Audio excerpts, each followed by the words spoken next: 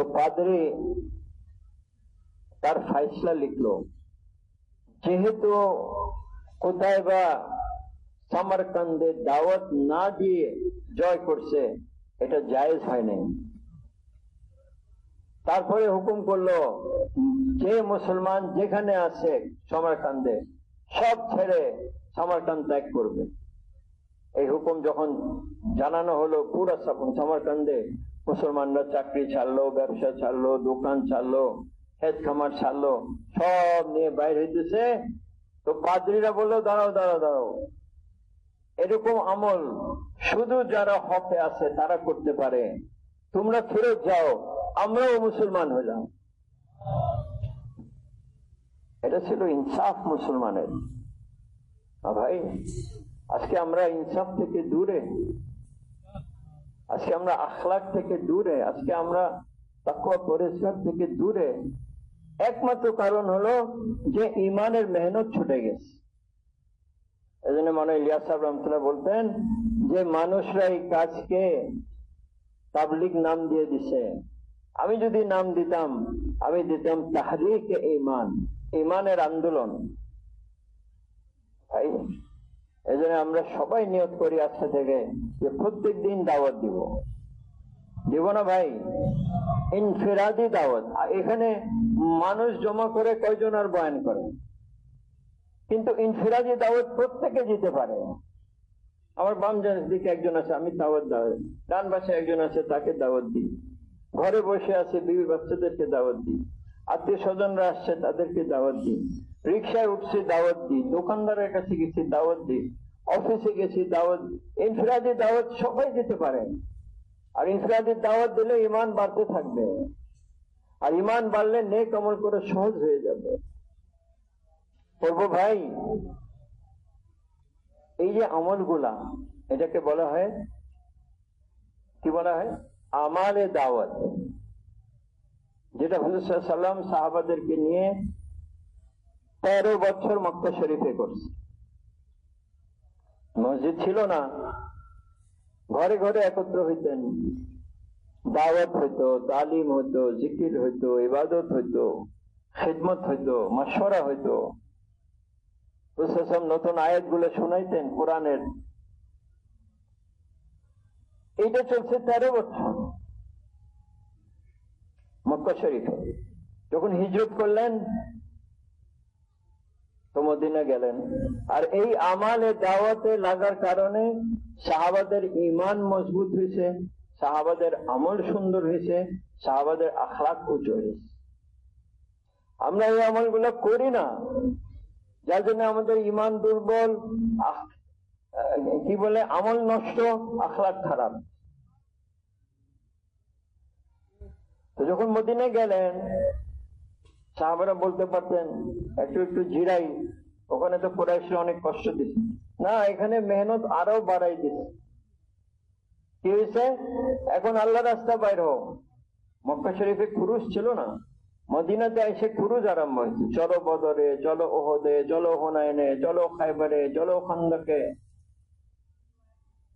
আর জান দিতে হয়েছে। হ্যাঁ, ওদের যুদ্ধে 70 জন সাহাবা শহীদ হয়েছে।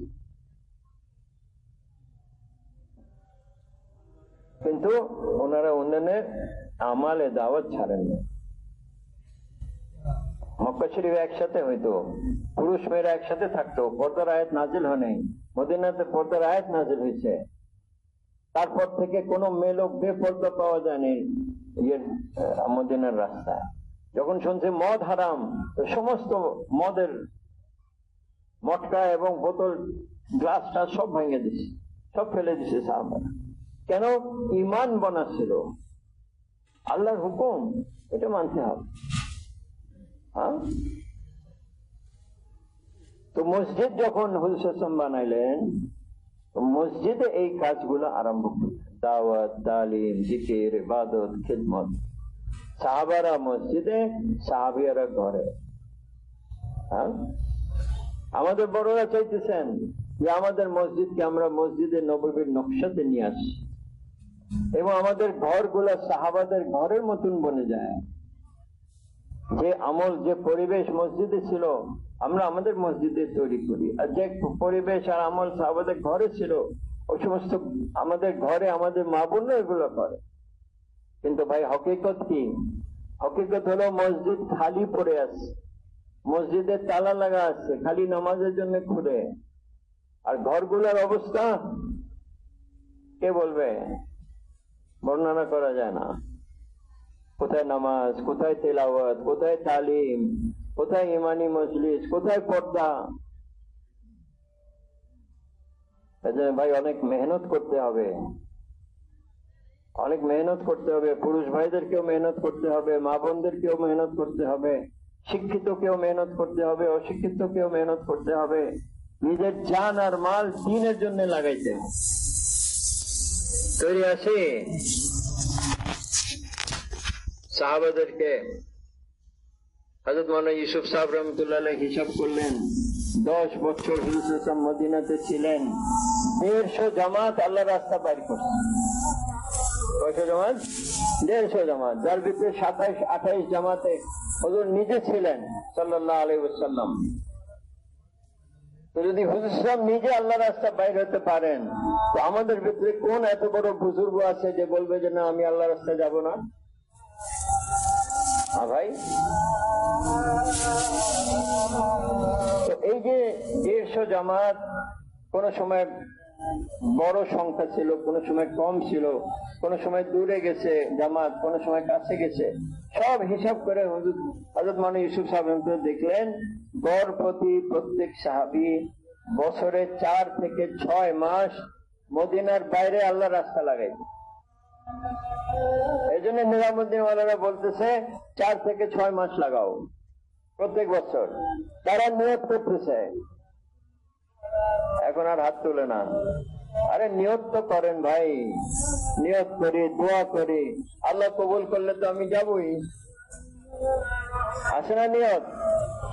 হ্যাঁ, 4 মাস খুরুজে, 2 মাস মার্কাজ।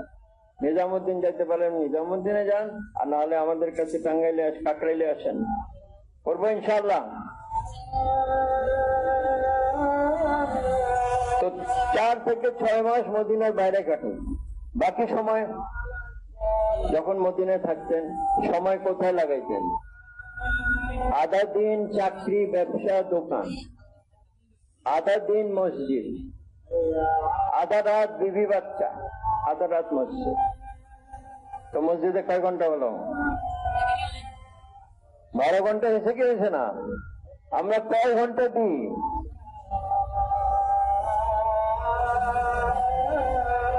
এই জন্য নিয়ত করতে হবে যে সাহাবাদের মতন যদি বলতে হয়, তো সাহাবাদের মতন আমার সময় লাগাইতে হবে আল্লাহ রাস্তায়, আর না হলে বেশি সময় মসজিদে। সাহাবারা যখন শুনছেন যে আল্লাহর কাছে সারা পৃথিবীতে সবচেয়ে প্রিয় জায়গা হলো মসজিদ, আর সবচেয়ে অপছন্দনীয় জায়গা হলো বাজার, তো বাজারে কম সময় দিতেন, মসজিদে বেশি সময় দিতেন। আমরাও শুনছি, কিন্তু আমরা বেশি সময় কোথায় দিই? কেন? আমাদের ইয়াকিন বনে নাই আল্লাহর কথা সত্য, নবীর কথা সত্য, এই ইয়াকিন বনে নাই। ইয়াকিন বনলে আমরা সাহাবাদের মতো মসজিদে বেশি সময় দিতাম। আর ইয়াকিন বললে দাওয়াত দিলে দাওয়াত দিই না।